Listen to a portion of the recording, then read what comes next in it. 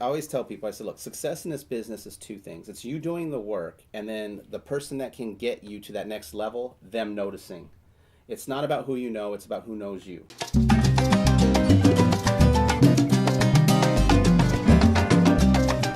What made you decide that you wanted to start producing? Lack of work. Okay. And lack of the type of work that I wanted to do. I not only wanted to create opportunities for myself, but also for the actors whose work that I admired. And I started writing. I started attaching myself to projects that people were trying to get made. From that point on, I never looked back. But if you're a person of color, if you're a woman, if you're a Latino, it just seems like, the roles keep getting smaller and smaller and smaller, and there are fewer and fewer roles. So I decided, you know what? I'm just gonna write and direct and produce, whatever it takes. It wasn't like this is what I wanted to do. It was more like out of necessity. Mm-hmm. Not just for me, but because I wanted to create parts for other actors that I knew who were very talented, and they were not acting. They were not getting any jobs. So that's how I started, like 15 years ago. And I did a lot of short films. They were very successful. I won a bunch of awards at major film festivals, but I could never get funding for any of my movies. So I decided, okay, I'm going to do a feature film. I've made enough short films. I've made enough of a name for myself. So that's how I created Homebound. Let's start with the writing. All of my films are very personal. I use the urban genre as my backdrop. In terms of writing the script, I usually come up with an ending and a beginning very early on. A script can take, I've written scripts in 10 days. I've written scripts in 3 weeks. This current script I've been working on for past 5 years is like my Godfather 2. It's my opera, my urban opera. I can't get to my ending.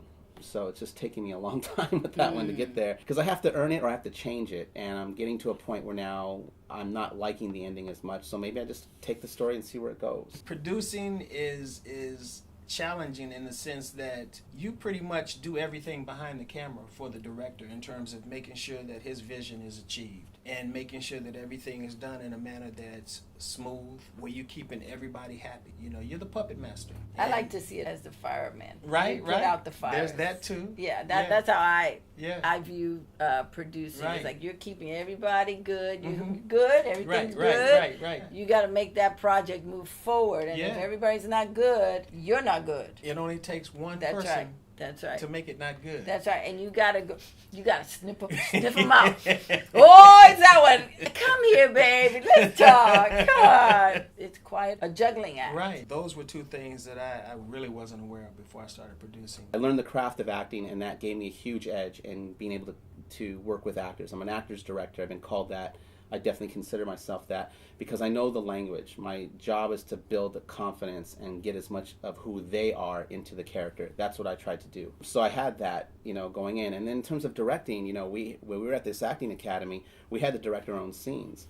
And I was always, at the time, I wanted to be an actor, right? But directing came so easy. I could see it very clearly, how this should be blocked. I wasn't really taught anything. And so I brought those principles, to filmmaking. There's usually a 2-week rehearsal I have with the actors on a stage, and we'll talk about character and relationships so that when we do get to set, because they have, a maximum of 5 takes, but sometimes it's 3, sometimes it's 1.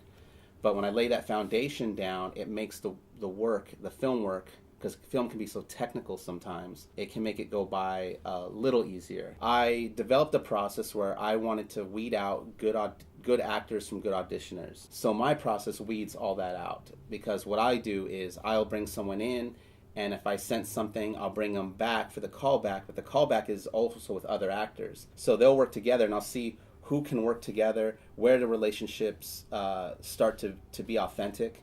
For a film I did called La Guapa, I had 5 possible leads, and I only had one Anthony Fernandez played the lead bad guy in that, and it's Guapa's his wife. I brought all 5 of them back, and the only one that wasn't intimidated by him was an actress named Grace Serrano, and she got the part.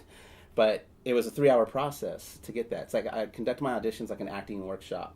So by the time we get to rehearsal, there's already an establishment of how I work as a director. And there's something about having the director in the room. The actors step up a little bit more, because it's not just the casting director. And I try to make them feel comfortable. I want them to do well. You know what I mean? Like, you're asking an actor to be vulnerable, you know what I mean? At least give them the respect and try to make them as comfortable as possible. Some people don't care about those things. To me, it's all dealing with human emotion and vulnerabilities, and I don't believe in manipulation as a director. What did you learn working for Beyonce's company that would serve you moving forward? I would say that if you are very serious about being in this business, that you have to be tenacious, that you can't take no for an answer. And even when you do have that be the answer, you still have to go against the grain and kind of be rebellious and say, okay, if I am to direct, if that's what I want to do, I have to find a way to do it. And I knew kind of with being there that if I wanted to be taken seriously as a director, I would have to find a way to make my own projects, to kind of not use that as my landing, that I had to find my own artistic abilities and write my own projects, because that wasn't enough for me. So for me, it was like, I need to be challenged. I need to do things that matter to me. You certainly need an ego in order to be able to function, particularly in this industry. But there is one thing to me that I've remembered and is very important, and that is love the art in yourself, not yourself in the art, which basically translates to be a little humble. I want inclusion, I want diversity. I think that's why people get turned off. All these attempts to make Latino films by people, first, who are not Latino, or who just, they're poorly made, or, you know, they have stereotypes. So we have this stigma. And we also, like you said, we don't want to be the other. We want to be Americans too. But being Latino and being American, they're not, you know, mutually exclusive. I am proud to be Latina, but I am proud to be an American, you know? I created this film with a lot of people.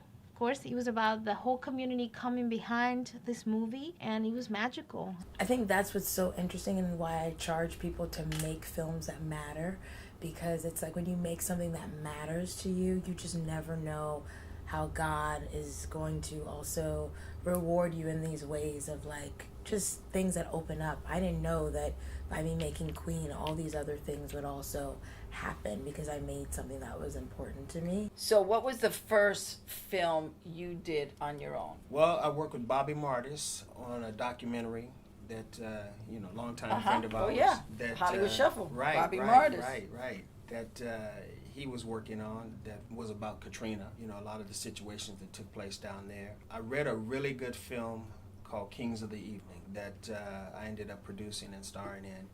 Who wrote it? Andrew Jones and his dad, Paige Jones, wrote it. Oh, wow. Okay. Yeah, and it was just a phenomenal script. It was something that, I knew I had to be a part of. And so I, after reading the script, I told my agent, I said, hey, I'd like to take a meeting with them. He was like, well, if you don't audition, you're not going to get the part, because I wasn't attached as a producer, or, they didn't even know me at the time. How did you get your hands on the script? He got the script for me. Oh, okay. Yeah, and so I read it, and like I said, I instantly fell in love with it. But I told him that I wanted to set up a meeting and, go in and have a chance to just sit down and talk to them, as opposed to going in and auditioning. A lot of times Hollywood being what it is, especially as far as people of color are concerned, when it comes to evolving, a lot of times, we don't get the same appreciation as far as how we are approached for different projects. And I told him, I said, I want to sit down and talk to them and, just let them get to know who I am, figure out if we'd be a right fit for one another. And so he was like, well, if you don't audition, you're not going to get the part. And so I said, never mind, I'll go in and I'll handle it. And I went in. Don't tell Reggie. Just to be quiet. I went in and they handed me my sides, and I went in the room with two other actors at the time, and they were like, okay, so you guys are ready? And I'm like, no. The director was sitting there, and I said, I need to talk to you for a moment. Can you and I step outside? And when we stepped outside, I handed them my reel and my resume. I said, I'm not here to audition for you today. I can help you get this film made. I really want to be a part of it. I love the material. And if you're interested, let's talk. 2 weeks later, I got a phone call. He and I sat down. We talked. At the end of our meeting, he said, what do you want out of the project? I said, I want to produce it with you, and I'd love to have one of the lead roles in it. And from that point on, we never looked back. They don't understand that if you want longevity in the business, you really have to start making your own way.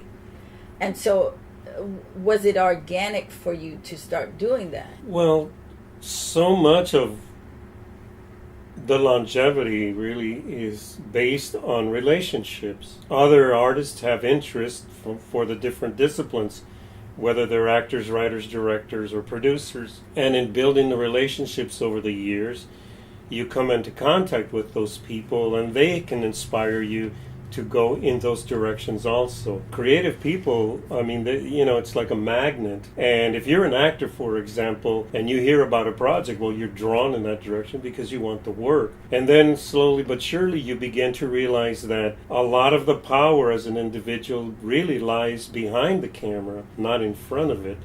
It's kind of rare, that an actor can greenlight a film or produce a film or what have you, particularly if you're a person of color. You have to kind of expand your area of participation and build relationships with actors, but with writers and directors.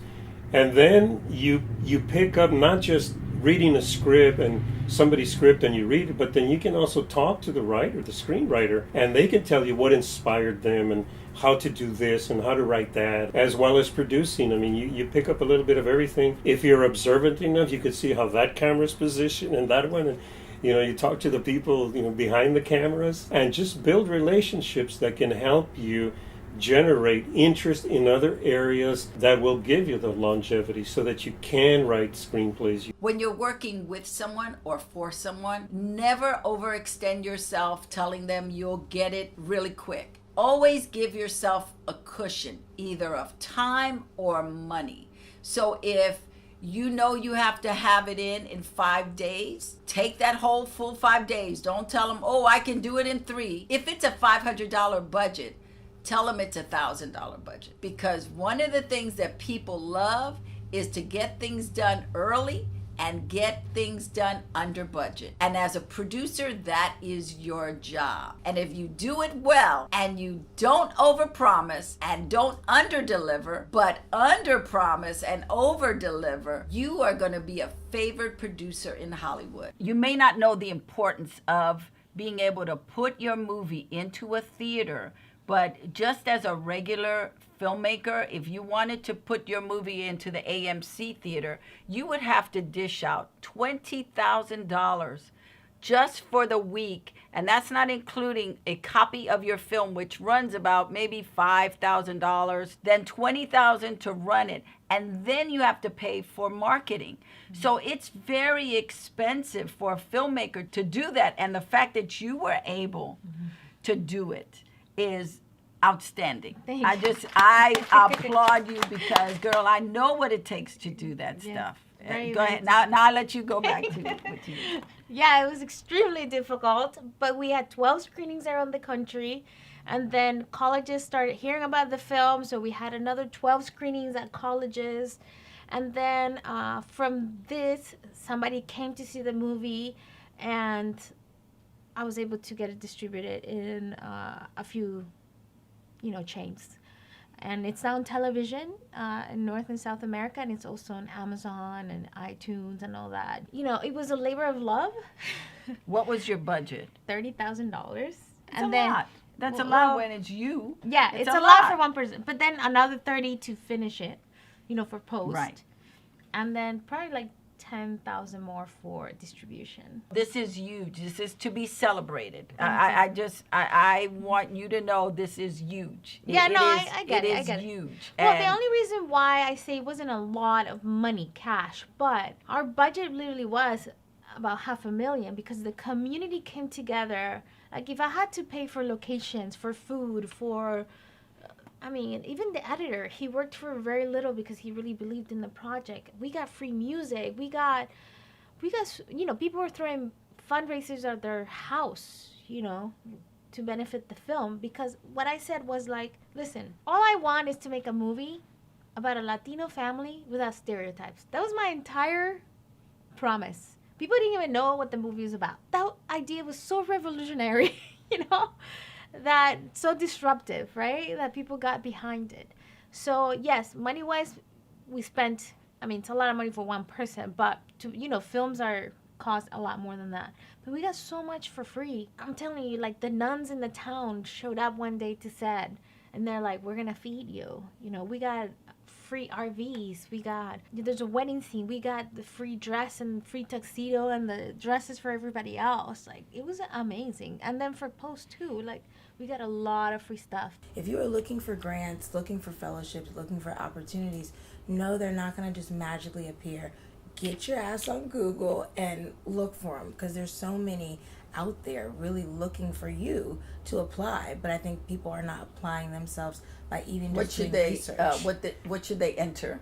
You could do no film school, film grants. You could do film fellowships. You could do Horizon Award. You could do Sundance, screenwriting opportunities. I mean, there's so many grants and so many organizations that are dedicated to giving you and offering you support as a filmmaker throughout the journey of you as a filmmaker. So it's just like, it would be crazy to not apply to some of this stuff, or even, mentorship. Everyone needs mentorship. And so I was like, I am going to apply to this. It's for women filmmakers. Basically, I got this call that was like, oh my God. I mean, I got a call from Cassian Elwitz, who has produced Mudbound. He's produced Dallas Buyers Club, is producing Dee Reese's current film. And I was just like, oh my God, like, I'm going to Sundance. This is crazy. Because I always feel like sometimes with these opportunities, they kind of feel like gambles. And it's like, yes, I feel like I'd be a great candidate for this particular opportunity, but am I going to get it? Ugh, I don't know. But again, when you make work that matters to you, God, universe, ancestors, I think provides opportunities for it to also be into the ether. I know that you mentioned the agent and the lawyer are paramount in this. Essential. They can make or break a deal, depending on who you have representing you. In addition to that, make sure that you constantly stay involved with the process of distribution. So many filmmakers will sit back and hand their project over to a distributor thinking that they're going to take care of them and have the same type of enthusiasm about their project that they do. And they don't. It's just that simple. They don't? Really? They don't. So you have to keep them accountable every step of the way. Even if you become a nuisance, it's your project. You spent time with that project for years. So I feel like if you can find loopholes, if you can find ways to getting to where you want to be without being deterred when maybe you didn't get into Sundance that year, find another way. Or, oh, your friend is going to Sundance, maybe tag along. And also go with your friend to Sundance and also meet who you need to meet. Because you do have to be, I would say, in the game player regions, which are New York and primarily LA, if you want to do film and television. I'm not going to say that you can't be elsewhere like in Atlanta or New Orleans, but you kind of need to be where the industry is. And I tell a lot of women, people of color, to also put a profile on Free the Work. I am not represented by anyone right now. I have a lot of companies interested in me and all of that, but Free the Work allows you to create a profile and you can put your work on there and companies can see what you're made of. freethework.com? freethework.com. All right. Yes. And so if you are a director, if you are a cinematographer, a colorist, if you have a certain discipline, I would definitely say to create an account with them, because you never know. A lot of companies are saying we do need, a woman, we do need a person of color to direct this, and they are doing that. I think it still needs to be a bit better with crews, because even though I just directed a promo and we had predominantly all women in the camera department, there is like 90% women. Camera op, ACs, all of that, that's not the norm. And it's like, until we make this mandate of actually hiring the other, it's not going to happen. To me, my commitment was so big that I just knew it was going to be okay. Because it wasn't about me, right? It was about my kids, your kids, our community, the kids growing up and seeing people that look like them on the big screen, doing good things, not just the stereotypes. Like that, I wake up every day and I say, what can I do today to help transform the way, we're portrayed? What can I do today? Now, if we all do that, as a community, if we all take action, we're gonna make a change. Like, I know it in my heart. If I, by myself, have been able to activate so many people, imagine, and what you're doing is great too, you know? So everybody who's watching this video says to themselves, what can I do today to make a change? It's gonna get transformed. Because why? First, we are plurality in Hollywood. There are more Latinos than anybody else in this city. Second, we are the largest minority. Third, we spend the most money on films and television than any other group. We also consume the most social media. So we have all the tools. It's just a matter of knowing that. I don't charge for my time. Filmmakers have reached out to me over the years, and if they send me a coherent message and I feel like they want to learn something, I'll meet with them. But sometimes they want a formula. They want to know, well, what is it that you do? And then they see how unglamorous it is. But I love telling stories. So I'm willing to take the hits. I'm willing to deal with how difficult it is, because it's worth it to me to be in the back of the house and see my movie play and watch this audience going, take me on a journey. It's all worth it for me at that point. If it's not, that's okay for you. But you have to understand that the work has to be done.